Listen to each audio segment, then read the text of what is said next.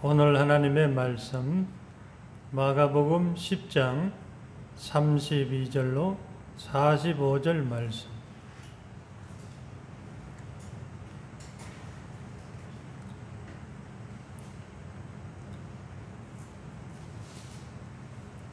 마가복음 10장 32절로 45절 말씀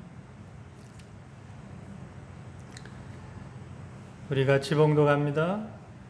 예루살렘으로 올라가는 길에 예수께서 그들 앞에 서서 가시는데 그들이 놀라고 따르는 자들은 두려워하더라.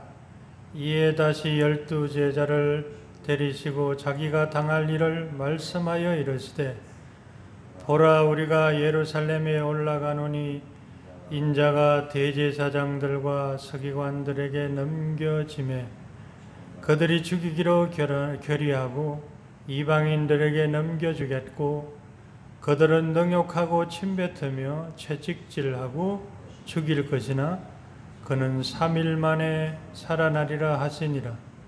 세베대의 아들 야고보와 요한이 집게 나와 여짜오되 선생님이여, 우리가 무엇이든지 우리가 구하는 바를 우리에게 하여 주기를 원하옵나이다. 이르시되 너희에게 무엇을 하여 주기를 원하느냐? 여짜오되 주의 영광 중에 우리를 하나는 주의 우편에 하나는 좌편에 앉게 하여 주옵소서. 예수께서 이르시되 너희는 너희가 구하는 것을 알지 못하는도다. 내가 마시는 잔을 너희가 마실 수 있으며 내가 받는 세례를 너희가 받을 수 있느냐? 그들이 말하되 할 수 있나이다. 예수께서 이르시되 너희는 내가 마시는 잔을 마시며 내가 받는 세례를 받으려니와 내 좌우편에 앉는 것은 내가 줄 것이 아니라 누구를 위하여 준비되었든지 그들이 얻을 것이니라. 10 제자가 듣고 야고보와 요한에 대하여 화를 내거늘 예수께서 불러다가 이르시되 이방인의 집권자들이 그들을 임의로 주관하고 그 고관들이 그들에게 권세를 부리는 줄 너희가 알거니와 너희 중에는 그렇지 않을지니 너희 중에 누구든지 크고자 하는 자는 너희를 섬기는 자가 되고 너희 중에 누구든지 어뜸이 되고자 하는 자는 모든 사람의 종이 되어야 하리라. 인자가 온 것은 섬김을 받으려 함이 아니라 도리어 섬기려 하고 자기 목숨을 많은 사람의 대속물로 주려 함이니라. 아멘. 우리 다 같이 기도하겠습니다. 우리 아버지 하나님, 은혜와 사랑을 감사드립니다. 오늘도 허물 많고 죄 많은 종을, 무익한 종을 주의 단에 세우셔서 사랑하는 주의 백성들에게 귀한 생명의 도를 전하게 하시니 감사드립니다.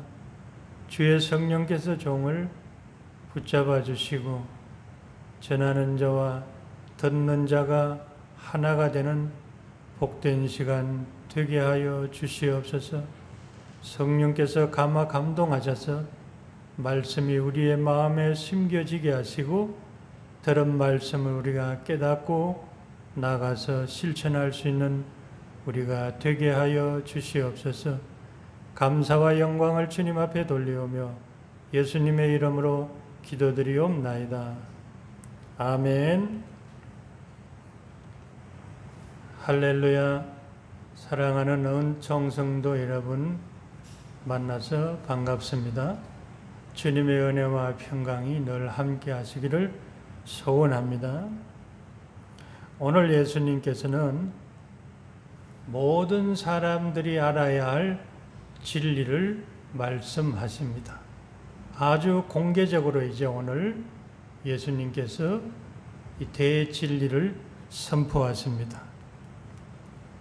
그것은 바로 예수님은 인류의 대속제물이라는 사실입니다. 각 사람의 영원한 운명을 결정하는 진리입니다.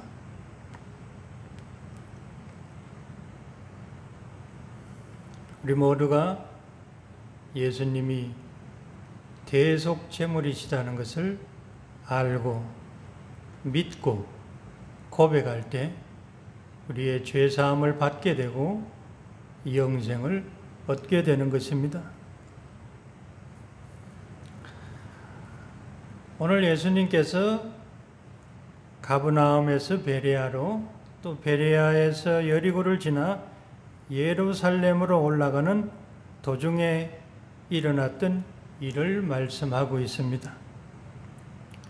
예수님께서 앞서가시고 제자들과 그 일행이 뒤를 쫓아가고 있습니다. 그런데 여행하는 이 여행객들의 분위기가 심상치 않습니다.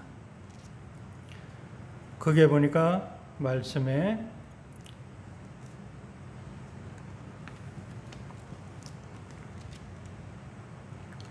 저희가 놀라고 쫓는 자들은 두려워하더라는 겁니다. 여행하는 일행의 분위기가 놀라움으로 가득하고 두려움으로 가득하더라는 것입니다. 제자들뿐만 아니라 따르는 무리들도 두려움으로 가득했다는 것입니다. 왜 이렇게 두려운 분위기가 그 여행하는 일행을 엄습하고 있는 것입니까? 오늘 예수님께서는 세 번째로 공개적으로 죽으심과 부활에 대해서 말씀하시고 있습니다. 앞에서도 비공식적인 것 한 번 빼면은 2번 말씀하셨죠. 베드로가 주는 그리스도신이다 고백했을 때 예수님께서 예루살렘에 올라가서 대제사장들에게 죽임을 당하고 제3일에 살아나리라고 말씀하시니까 베드로가 예수님의 손을 잡고 만류했습니다. 그때 예수님께서 사탄아 물러가라고 베드로를 책망했지요. 그리고 또 9장 31절에 갈릴리에서 예수님께서 또 십자가 죽으심과 부활에 대해서 말씀하시고 또 한 번 비공식적으로는 변화산에서 내려오실 때에 베드로와 야고보와 요한에게 본 것을 인자가 죽은 자 가운데서 살아날 때까지 아무에게도 이르지 말라. 이렇게 비공식적인 또 그것을 합치면 어떻게 보면은 4번째 지금 예수님께서 죽으심과 부활에 대해서 말씀하시고 있습니다. 예수님의 공생애가 이제 중반을 지나 종반으로 치닫고 있고 주님의 결연한 모습으로 이제 자신에게 주어진 사명을 이제 생각하고 감당하려고 있는 것입니다. 예수님께서는 나의 양식은 나를 보내신 이의 뜻을 행하며 그의 일을 온전히 이루는 것이니라. 이렇게 말씀하십니다.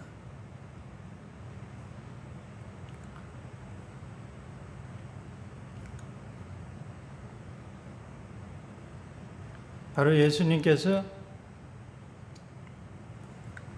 하나님 아버지께서 주신 일을 온전히 이루는 것이라고 말씀하십니다. 그것이 무엇이겠습니까? 바로 죽으심이 아니겠습니까? 예수님의 죽으심을 통해서 만인류를 죄로부터 구원하는 것이 하나님의 뜻과 섭리가 아니겠습니까? 세례 요한은 보라 세상 죄를 지고 가는 하나님의 어린 양이로다 예수님을 유월절 어린 양으로 말씀하고 있습니다.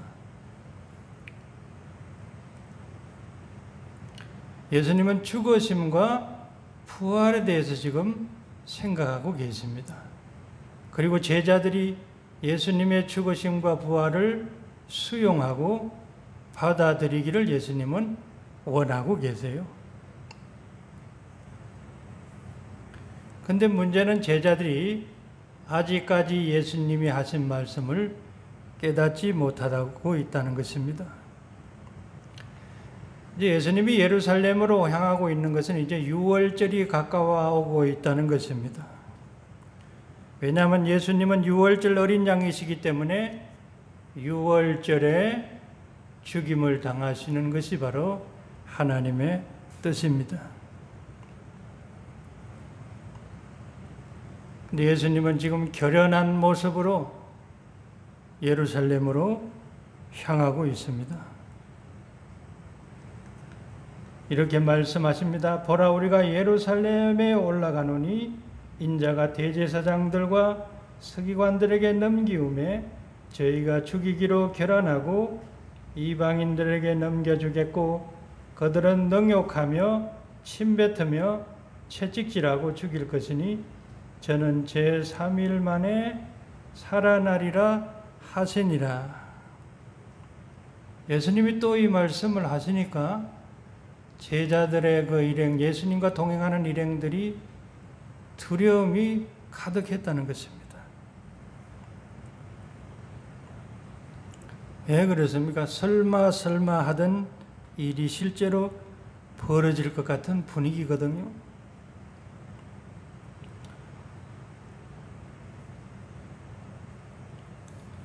예루살렘에 올라가면은 대제사장들과 서기관들에게 넘기우매 이렇게 말씀하십니다.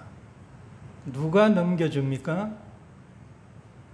누가 예수님을 대제사장들과 서기관들에게 넘겨줍니까? 바로 예수님은 스스로 넘겨주시는 겁니다.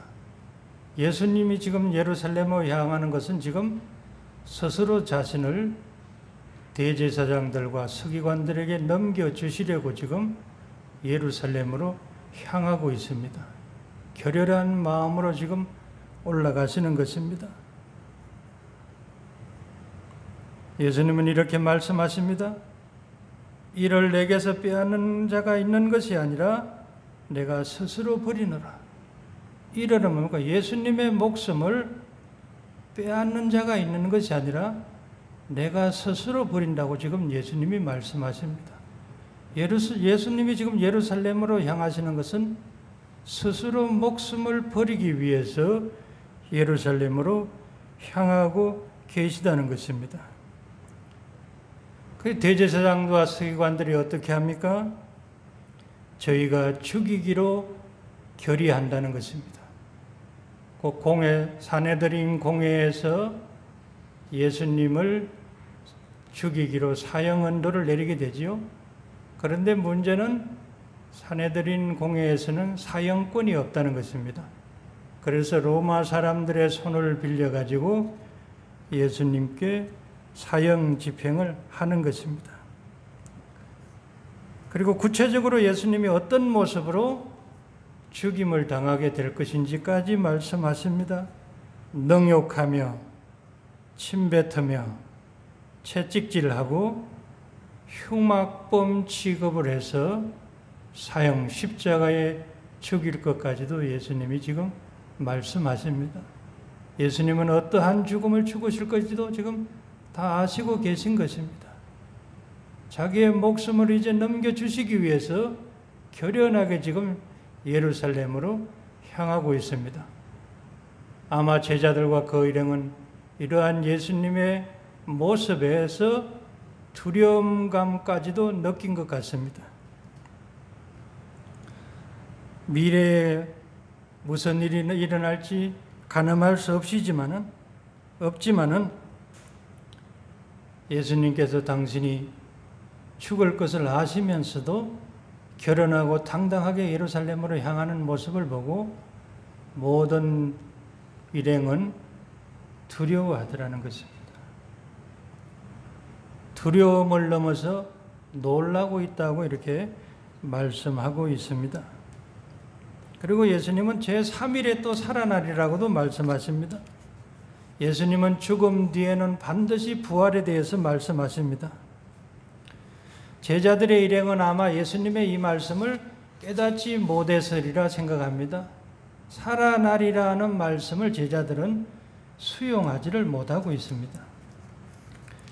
요한복음 16장 16절 이하에 보면은 예수님께서 조금 있으면 너희가 나를 보지 못하겠고 또 조금 있으면 나를 보리라 하신대 제자 중에서 서로 말하되 우리에게 말씀하신 바 조금 있으면 나를 보지 못하겠고 또 조금 있으면 나를 보리라 하시며 또 내가 아버지께로 감이라 하신 것이 무슨 말씀이뇨 하고 또 말하되 조금 있으면이라 한 말씀이 무슨 말씀이뇨 무엇을 말씀하시는지 알지 못하겠노라 하거늘 예수께서 그 묻고자 함을 아시고 가라사대 내 말이 조금 있으면 나를 보지 못하겠고 또 조금 있으면 나를 보리라 하므로 서로 문의하느냐. 예수님의 죽으심과 부활에 대해서 지금 말씀하시는 것입니다. 그러니까 제자들이 그 말을 이해하지를 못해서 서로 의구심을 가지고 문의하는 모습을 보게 됩니다. 그러지요. 제자들은 죽은 자가 다시 살아나는 것을 보지도 못했고 들은 일도 없는 것입니다. 그러니 예수님이 3일 만에 다시 살아나리라 하신 말씀을 이해할 리가 만무합니다. 그러나 예수님은 다시 살아나실 것을 아시기 때문에 당당하고 의연하신 것입니다.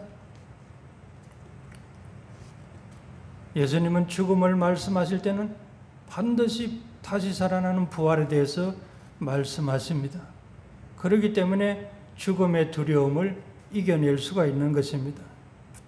부활의 영광은 죽음을 통해서 오거든요. 그러면 죽음이 있은 후에는 부활이 있기 때문에 부활의 소망은 죽음의 두려움을 이겨내게 하는 것입니다. 그래서 우리 성도는 죽음만 생각하면 안 됩니다. 죽음 뒤에는 반드시 다시 살아날 것을 생각해야 하는 것입니다. 그래야만이 죽음의 두려움에서 벗어날 수 있는 것입니다. 이것이 하나님의 약속이에요. 그럼 어떤 사람이 부활합니까? 예수님께서 내 아버지의 뜻은 아들을 보고 믿는 자마다 영생을 얻는 이것이니 마지막 날에 내가 이를 다시 살리리라 하시니 예수님을 보고 믿는 자가 다시 살아난다는 것입니다. 나는 부활이요 생명이니 나를 믿는 자는 죽어도 살겠고 무릇 살아서 나를 믿는 자는 영원히 죽지 아니하리니 이것을 내가 믿느냐. 예수님은 죽음 뒤에 반드시 다시 살아나실 것을 알고 계시고 확신하고 있습니다. 왜 예수님은 이렇게 다시 살아날 것을 아시고 확신했을까요? 바로 예수님은 죄가 없으신 분이기 때문입니다. 죽음과 사망은 죄의 삭시요 죄의 열매입니다. 그런데 예수님은 죄가 없으신 분입니다. 모든 일에 우리와 한결같이 시험을 받은 자로 돼 죄는 없으시니라. 너희 중에 누가 나를 죄로 책잡겠느냐? 예수님이 죄가 없으시기 때문에 죽어도 다시 사실 것을 아셨다는 것입니다. 죽음은 죄의 결과이기 때문입니다. 죄가 없으면 죽음도 없는 것이에요. 죄사함 받은 자는 죽어 있을 수가 없는 것입니다. 그렇기 때문에 우리가 예수님 믿고 죄사함 받은 사람이기에 우리도 반드시 다시 살아날 것을 믿어야 하는 것입니다. 이러한 엄중한 분위기에서 엉뚱한 두 형제가 나오죠. 세베대의 아들 야고보와 요한입니다. 이 두 사람은 예수님의 제자들 중에서 핵심 멤버들입니다. 주님의 사랑을 가장 많이 받은 제자입니다. 거기다가 예수님과는 육적으로 이종 사촌지간이기도 합니다. 예루살렘으로 점점 가까이 다가오고 있습니다. 그곳에 가면 예수님께서 영광의 자리, 곧 임금이 될 것을 확신했던 것입니다. 그러니까 이 두 형제는 이때가 기회다, 이 기회를 놓치면 안 되겠다 생각하고 주님으로부터 확답을 요구합니다. 주님께서 영광의 자리, 임금이 되시면 우리 형제를 하나는 우편에 하나는 좌편에 앉게 해달라고 요구하고 있습니다. 곧 둘째 자리, 셋째 자리, 권세 자리를 내놓으라는 것입니다. 참 분위기 파악 못합니다. 얼마나 생뚱맞은 요구입니까? 떡 줄 사람은 생각지도 않는데 김칫국부터 마신다는 말이 딱 맞는 말입니다. 예수님은 임금 될 생각도 없는 분이십니다. 임금 되려고 예루살렘으로 올라가는 것도 아닙니다. 지금 예수님께서 예루살렘에 올라가시는 것은 당신의 목숨을 대제사장들과 서기관들에게 넘겨주시기 위해서 지금 예루살렘으로 올라가고 있는데, 이 핵심 멤버 제자들은 아직도 뜬구름을 잡고 있다는 것입니다.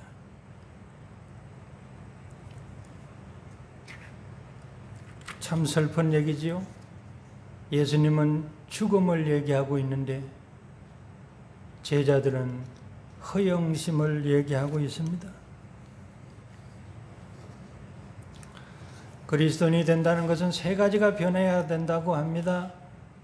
먼저 생각이 변해야 합니다. 그리고 언어가 변해야 하고, 그리고 가치관이 변해야 됩니다. 허영의 시장 사람들과는 달라야 한다는 것입니다. 그런데 별로 변한 것이 없는 것 같습니다. 이 두 제자를 보고 있던 다른 10명의 제자들이 분노했다는 것입니다. 왜 분노했을까요? 이제까지 서로 경쟁하고 있는 경쟁자였잖아요. 누가 서로 높은 자리에 올라가는 경쟁하고 있었는데, 이 두 형제가 둘째 자리, 셋째 자리 꿰차겠다고 하니까 나머지 사람들이 분노할 수밖에 없는 것입니다. 얼마나 한심한 제자들의 모습입니까? 예수님은 참담한 죽음을 말씀하고 있는데 아직까지 제자들은 출세의 허영심으로 가득하다는 것입니다. 그러니까 예수님께서 내가 마시는 잔과 내가 받는 세례에 대해서 말씀하십니다.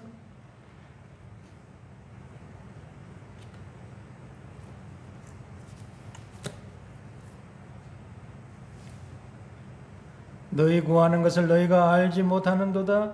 너희가 나의 마시는 잔을 마시며 나의 받는 세례를 받을 수 있느냐. 바로 예수님이 마시는 잔, 예수님이 받는 세례는 주님이 당하실 고난과 죽음을 말씀하고 있습니다. 그런데 이 두 제자가 뭐라고 합니까? 할 수 있습니다. 이렇게 말합니다. 정말 할 수 있다, 이 말이 어떻게 했는지, 정말 할 뜻을 알고 말했는 것인지, 아니면 할 수 있다고 해야지 자신들의 자리가 보장될 것 같으니까 할 수 있다고 말했는지, 아무튼 할 수 있다고 말했습니다. 연중의 대답이지만은 결국에는 이들이 예수님의 그 잔과 예수님의 받는 세례에 참여하게 된다는 것을 우리가 알게 됩니다.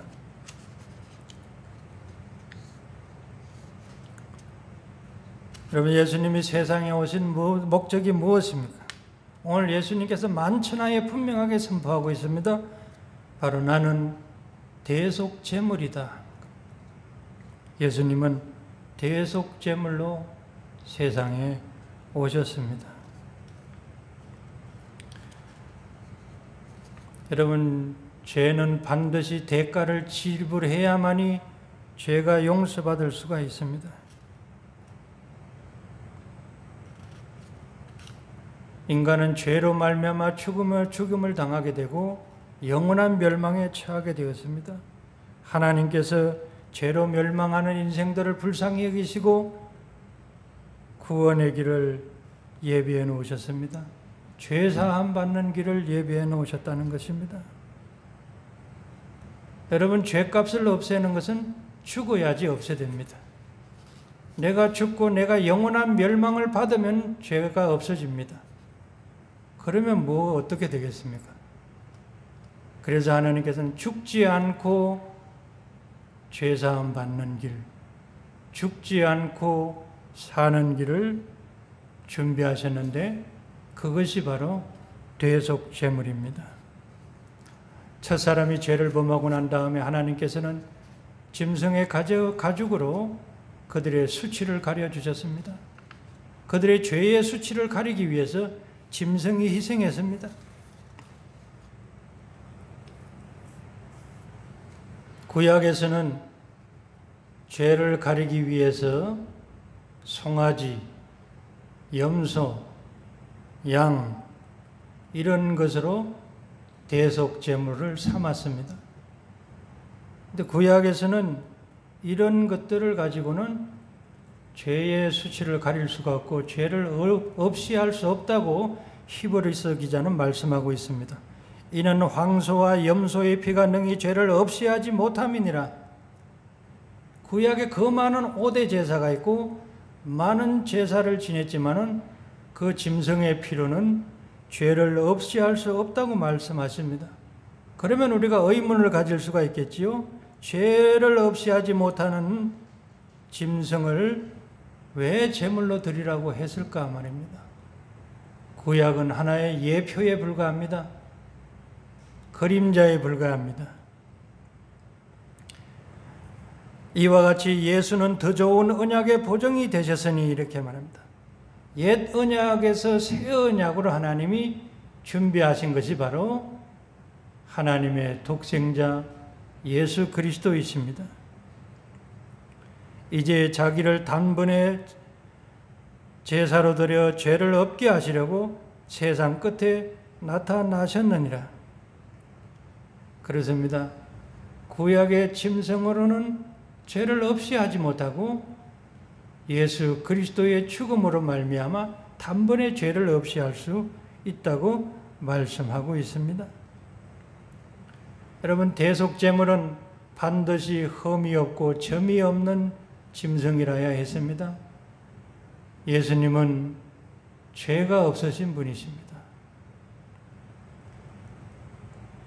그래서 예수님은 당신 자신을 대속제물로 끝까지 보존하신 것입니다.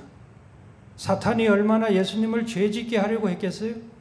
만일 예수님이 죄를 지었다면 어떻게 되었을까요? 대속제물로서 의미가 이미 없어지고 마는 것입니다. 그래서 예수님은 모든 죄를 물리치시고 자신을 보존하신 것입니다.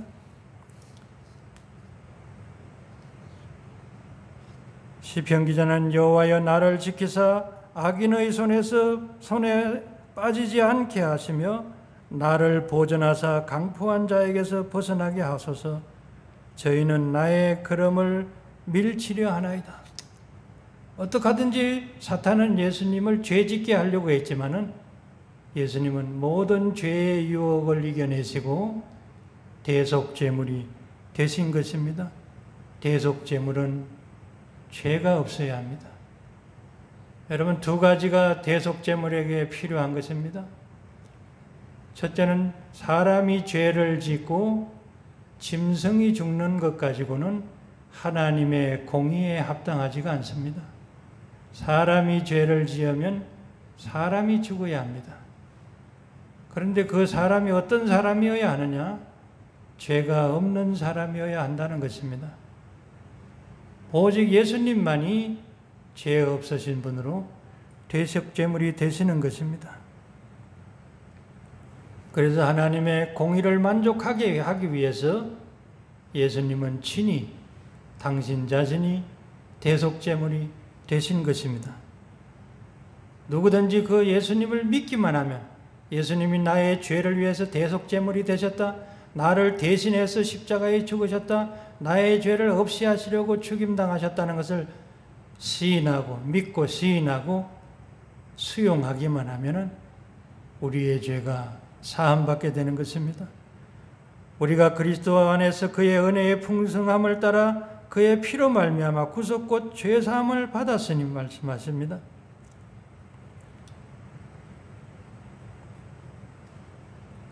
하나님께서는 하나님의 공의를 위해서 독생자를 보내시고 그 아들은 스스로 자기의 목숨을 버려서 대속제물이 되셔가지고 사람이 지은 죄를 인자로서 대신 죽음으로 인류의 모든 죄를 속하신 것입니다.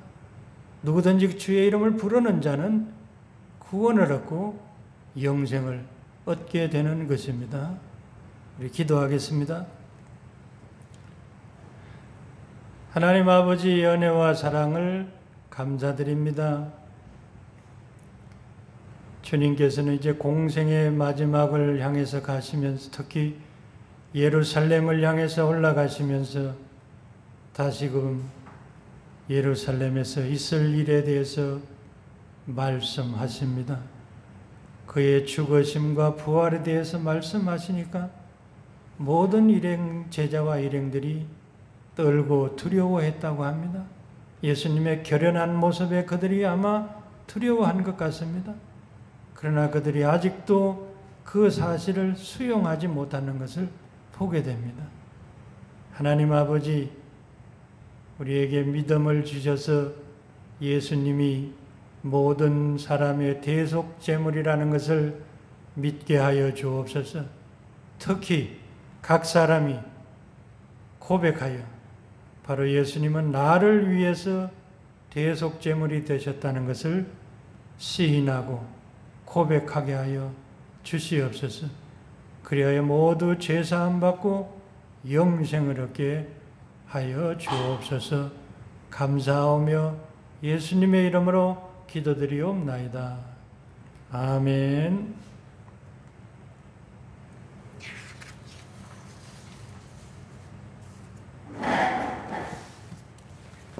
주기도 성하고 마칩니다.